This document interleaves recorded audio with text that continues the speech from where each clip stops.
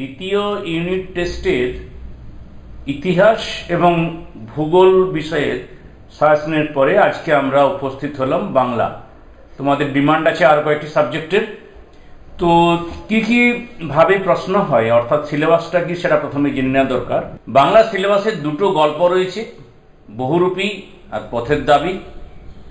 কবিতা রয়েছে দুটো, অভিষেক এবং প্রলয় উল্লাস।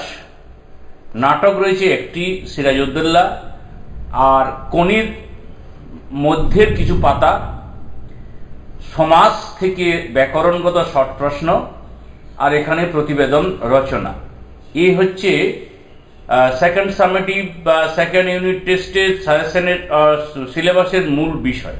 পূর্ণমান তো নিশ্চয়ই জানো 40 নম্বরের পরীক্ষা হবে। এখানে 10টি এমসিকিউ থাকতে পারে, 7টিও থাকতে পারে, যাই হোক এটা একটু এদিক ওদিক হয়। মোট যে 15 নম্বর প্রশ্ন থাকে, 7, 8, 8, 7 বিভিন্ন স্কুল বিভিন্নভাবে এই প্রশ্নটা করেন। তো যাই হোক ধরে নেবে যে 10 আর 5 অর্থাৎ এমসিকিউ এবং এসিকিউ মিলে হচ্ছে 15। এরপরে সংক্ষিপ্ত ব্যাখ্যা ভিত্তিক বা সংক্ষিপ্ত উত্তর ভিত্তিক প্রশ্ন। গল্প থেকে একটি প্রশ্নের অ্যান্সার করতে হবে, কবিতা থেকে একটি প্রশ্নের অ্যান্সার করতে হবে, মোট 2টি প্রশ্নের অ্যান্সার করতে হবে। প্রশ্ন বেশি থাকতে পারে, রচনাধর্মী প্রশ্ন কবিতা বা গল্প থেকে করতে হবে একটা, হয়তো 2টো থাকলেও করতে হবে একটা। নাটক থেকে একটি প্রশ্ন থাকবে, তাহলে এই অংশ থেকে মোট 9 নম্বর। 4 নম্বর অংশ থেকে পূর্ণাঙ্গ সহায়ক গ্রন্থ, এখান থেকে 2টো প্রশ্ন মিনিমাম থাকবে, করতে হবে একটি। প্রতিবেদন রচনা এখানে থাকবে 5 নম্বর। বহুরূপী গল্প প্রথমেই দেখো, 2025 সালে কোনো এখানে 5 বা 3 নম্বর মানের কোনো প্রশ্ন ছিল না। ফলে 2026-এর জন্য এই গল্পটি তোমাদের ভীষণ গুরুত্বপূর্ণ। সেটা 5 মানের হোক 3 মানের হোক, তোমাকে দুটোর জন্য প্রস্তুতি রাখতে হবে। প্রথমেই এই গল্পে বা বহুরূপী গল্পে বহুরূপী সাজ, ফরিদার চরিত্র, এটা কিন্তু ভীষণ ভালোভাবে তৈরি করতে হবে। যে কোনো লাইন তুলেই প্রশ্ন হতে পারে। তো আমরা লাইন কতগুলো দেখব, যেমন ধরো হরিদার জীবনে সত্যই একটা নাটকীয় বৈচিত্র্য আছে। হরিদার জীবনে নাটকীয় বৈচিত্র্যের পরিচয় দাও। এই শহরের জীবনে মাঝে মাঝে বেশ চমৎকার ঘটনা সৃষ্টি করেন হরিদা। তো এরকম প্রশ্ন, হরিদা বিভিন্ন সময়ের সাজ বা যে ঘটনাগুলি রয়েছে সেগুলি ভালোভাবে তোমাকে দেখে নিতে হবে। চকের বাস স্ট্যান্ডে সাজ, দয়ালবাবুর লিচু বাগানে সাজ, বাইজির সাজ, জগদীশবাবুর বাড়িতে যাওয়ার সময় বিরাগীর সাজ, এই প্রত্যেকটি তার যে সাজ সেগুলো ভালোভাবে প্রস্তুত রাখতে হবে। এখান থেকে লাইন তুলির প্রশ্ন, যেমন ধরো জগদীশবাবুর বাড়ি হরিদা বিরাগী সেজে যাওয়ার পর যে ঘটনা ঘটেছিল তা বর্ণনা করো। দ্বিতীয় প্রশ্ন, হরিদার উনুনের হাঁড়িতে অনেক সময় শুধু জল ফোটে, ভাত ফোটে না। এই বক্তব্যের মধ্য দিয়ে হরিদার দারিদ্র্যপীড়িত জীবনের যে পরিচয় পাওয়া যায় তা বর্ণনা করো। 3 নম্বর প্রশ্ন, খাঁটি মানুষ তো নয়, এই বহুরূপীর জীবনের বেশি কি আশা করতে পারে? বক্তাকে এই উক্তির মধ্য দিয়ে বক্তার চরিত্রের কোন দিকটি স্পষ্ট হয়েছে তা পরিচয় দাও। হরিদার চরিত্রের বিষয়টা এখানে লিখতে বলা হয়েছে। এবার 3 নম্বর মানের প্রশ্ন, শুনছেন হরিদা কি কাণ্ড হয়েছে? হরিদাকে এখানে কোন কাণ্ডের কথা বলা হয়েছে? সে ভয়ানক দুর্লভ জিনিস, কোন জিনিসটি দুর্লভ, কেন তা দুর্লভ? কিছু উপদেশ শুনিয়ে যান বিরাগীজি, নইলে আমি শান্তি পাবো না। বিরাগীজি কি উপদেশ শুনতে চেয়েছিলেন? অদৃষ্ট কখনো হরিদার এই ভুল ক্ষমা করবে না। হরিদার কোন ভুলের কথা বলা হয়েছে? বা বলতে পারে হরিদা কি ভুল করেছিলেন, অদৃষ্ট ক্ষমা না করার কারণ, পরিণাম কি হয়েছিল? তাতে আমার ঢং নষ্ট হয়ে যায়, অথবা দিয়েই আমার বলতে কার বলা হয়েছে, কিসে বক্তার ঢং নষ্ট হয়ে যায়? আপনি কি ভগবানের চেয়েও বড়? কাকে এ কথা বলা হয়েছে, তাকে এ কথা বলার কারণ কি? বা এ তো বেশ মজার ব্যাপার। কোন প্রসঙ্গে তিনি এ কথা বলেছেন, কোন ঘটনাকে মজার ব্যাপার বলেছেন? হরিদা পুলিশ সেজে কোথায় দাঁড়িয়েছিলেন, কিভাবে মাস্টারমশাইকে বোকা বানিয়েছিলেন? তোমাদের জন্য কয়েকটা প্রশ্ন, কমেন্টে উত্তর দেবে। সন্ন্যাসী এসে জগদীশবাবুর বাড়িতে কতদিন ছিলেন? লিচু বাগানের মালিক কে ছিলেন? অবশ্যই নাম, স্কুলের নাম এবং জেলা লিখে। আমি বুঝতে পারব যে তুমি ভিডিওটা কোথা থেকে দেখছো? পথের দাবি নেক্সট উপন্যাসের অংশ।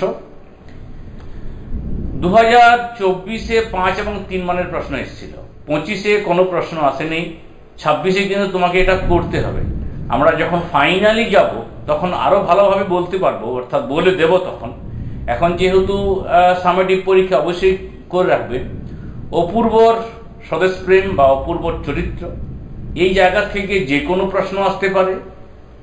আর অপূর্ব যখন ট্রেনে যাত্রা করছিল তার যে অনুভূতি হয়েছিল সে কতগুলো লাইন আছে, সেই ঘটনা থেকে প্রশ্ন আসতে পারে, বা অর্থাৎ সেখান থেকে লাইন তুলে দিতে পারে। পলিটিক্যাল সাসপেক্ট সব্যসাচী মল্লিককে নিমাইবাবুর সামনে হাজির করা হলো। এরপর পুলিশ স্টেশনে কি পরিস্থিতি তৈরি হয়েছিল তা পাঠ্যাংশ অবলম্বনে লেখো। দ্বিতীয় প্রশ্ন, বাবুটির স্বাস্থ্য গেছে কিন্তু শখ 16 আনাই বজায় আছে। বাবুটির স্বাস্থ্য ও শখ সম্পর্কে আলোচনা করো। পথের দাবি রচনায় গিরিশ মহাপাত্রের চেহারা ও পরিচ্ছদের বর্ণনা দাও। ওই একই প্রশ্ন, দুটোই প্রশ্ন দিলাম, মানে মূলত এই জায়গা থেকে যে কোনো প্রশ্ন হবে আর কি। আমি লাইন তুললাম না বেশি, তো এইখানটা কিন্তু দেখতে হচ্ছে। মূলত 4টে যায় বিষয় আর তাহলে। এরপর আমরা 3 নম্বরের মানের প্রশ্নে যাব। বুড়ো মানুষটার কথাটা শোনো, কাকে এই কথা বলেছেন এবং কেন? কিন্তু এই জানোয়ারটাকে ওয়াচ করার দরকার নেই বড়বাবু। কাকে জানোয়ার বলা হয়েছে, জানোয়ার বলার কারণ কি? বাস্তবিক এমন তৎপর এত বড় কার্যকুশলা মেয়ে আর যে কেহ আছে মনে হয় না। এখানে কোন মেয়েটির কথা বলা হয়েছে, তার সম্পর্কে এরূপ ধারণা হয়েছে কেন? তার লাঞ্ছনা এই কালো চামড়ার নিচে কম জ্বলে না। কে কাকে কথা বলেছে, কোন লাঞ্ছনার কথা বক্তা এখানে বলেছেন? আমি ভীরু, কিন্তু তাই বলে অবিচারের দণ্ডভোগ করার অপমান আমাকে কম বাজে না। বক্তা কাকে এ কথা বলেছিলেন, কোন অবিচারের দণ্ডভোগ তাকে ব্যথিত করেছিল? তিনি ঢের বেশি আপনার, কে কাকে আপনার বলে অভিহিত করেছেন? এরপর তোমাদের প্রশ্ন কমেন্টের জন্য। আগের দুটো প্রশ্ন ছিল, গিরিশ মহাপাত্রের রুমালে কিসের ছবি আঁকা রয়েছে? 4 নম্বর প্রশ্ন, তুমি গাঁজা খাও, উক্তিটির বক্তা কে?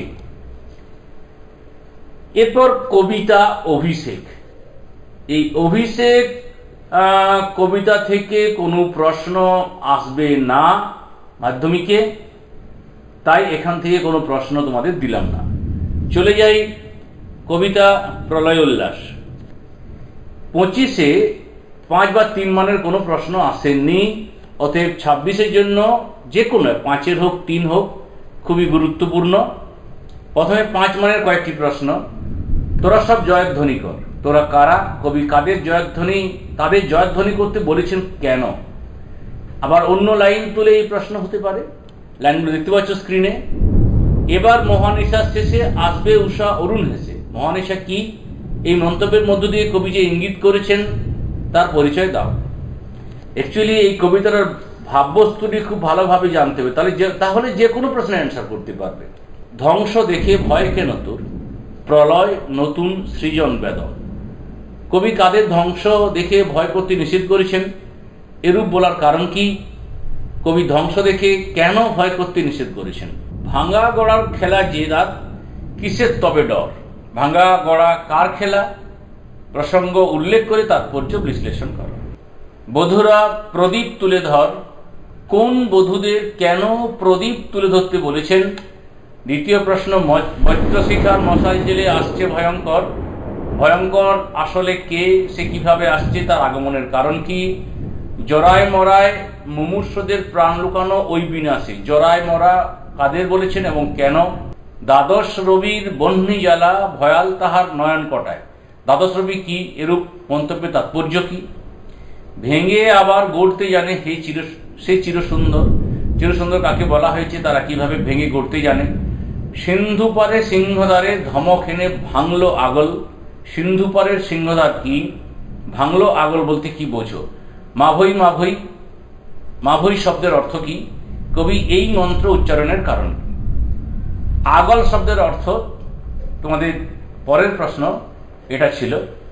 এরপর সিরাজউদ্দৌলা নাটক থেকে 4 নম্বর মানের প্রশ্ন থাকবে একটি, 125 শব্দের মধ্যে লিখতে হবে। এখান থেকে কোনো এমসিকিউ এসিকিউ থাকে না। সবথেকে গুরুত্বপূর্ণ যে দুটি জায়গা, একটা হচ্ছে মূলত তিনটি জায়গা, মূলত প্রথমত হচ্ছে মসিয়েলা প্রসঙ্গ, দ্বিতীয়ত সিরাজের চরিত্র, তৃতীয়ত ঘসেটি বেগমের চরিত্র। তবে অনেক সময় কি হয়, লাইন তুলে দিয়ে উদ্দিষ্ট ব্যক্তির চরিত্র আলোচনা করে এই ধরনের প্রশ্ন আসার সম্ভাবনা বেশি রয়েছে। তারপর এই পত্র সম্বন্ধে তুমি কি জানো? মুন্সিজি এই পত্রের মর্ম সভাসদদের বুঝিয়ে দিন। এখানে কোন পত্রের কথা বলা হয়েছে, পত্রটির বিষয়বস্তু নিজের ভাষায় লেখো। আমার এই অক্ষমতার জন্য তোমরা আমাকে ক্ষমা করো। বক্তা কাদের কাছে ক্ষমা চেয়েছেন এবং কেন? তোমাদের কাছে আমি লজ্জিত। তোমাদের বলতে কাদের? বক্তা লজ্জিত কেন? পলাশী রাক্ষসী, পলাশী কোন প্রসঙ্গে এই কথা বলা হয়েছে? পলাশীকে রাক্ষসী বলা হয়েছে কেন? বাংলার ভাগ্যাকাশে আজ দুর্যোগের ঘনঘটা, বক্তাকে তার এরূপ মনে হয়েছে কেন? অথবা দিয়ে প্রশ্ন লাইন তুলে অন্য প্রশ্ন থাকতেই পারে। বলতে পারো ওই ঘসেটি বেগম মানবী না দানবী? বক্তার এরূপ মনে হয়েছে কেন? তুমি আমার প্রতি তোমার অন্তরের প্রীতির এই পরিচয় দিয়েছ। কে কার প্রতি প্রীতির পরিচয় দিয়েছেন? কিভাবে তিনি প্রীতির পরিচয় দিয়েছেন? নেক্সট হচ্ছে আপনার চোখের জল আমি সইতে পারি না। বক্তাকে এখানে উদ্দিষ্ট ব্যক্তি চোখের জল কেন বুঝিয়ে দাও। এরপর কোনি মিডিল অংশ, কম্পিটিশনে পড়লে মেয়েটা আমার পা ধোয়া জল খাবে। বক্তাকে কোন প্রসঙ্গে উক্তি? এই বক্তব্য বক্তার কোন মনোভাবের পরিচয় মেলে? ক্ষিতীশের রাগটা মুহূর্তে অবাক হয়ে গেল। ক্ষিতীশের রাগের কারণ কি? রাগটা মুহূর্তে অবাক হয়ে যায় কেন? মার খেয়ে ইস্পাত হয়ে উঠতে হবে। বক্তাকে কার প্রতি এই বক্তব্য? কোন প্রসঙ্গে বক্তার এই উক্তি? ঘুমের মধ্যে কনির মুখ উজ্জ্বল হয়ে উঠল। কি কারণে ঘুমের মধ্যে কনির মুখ উজ্জ্বল হয়ে উঠেছিল? লেখো। তোর আসল লজ্জাও জলে, আসল গর্বও জলে।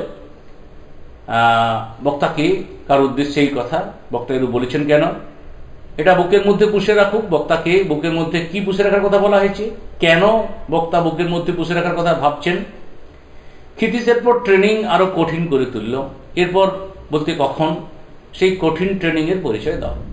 প্রতিবেদন দেখবে স্কুলের নানা অনুষ্ঠান উদযাপন, পাঠাগার উদ্বোধন, অরুণ সপ্তাহ পালন বা সেই সম্পর্কিত কর্মসূচি গ্রহণ, মশাবাহিত রোগ নিয়ন্ত্রণ, পথ দুর্ঘটনা, স্বাস্থ্য সচেতনতা শিবির, রক্তদান শিবির, এলাকায় হাসপাতাল উদ্বোধন, জলাভূমি বুঝিয়ে বা সবুজ ধ্বংস করে আবাসন নয়, মোবাইল ফোনের অপব্যবহার বা ভালো মন্দ।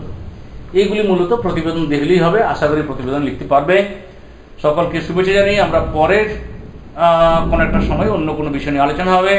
সকলকে ধন্যবাদ জানিয়ে এখানে শেষ করছি।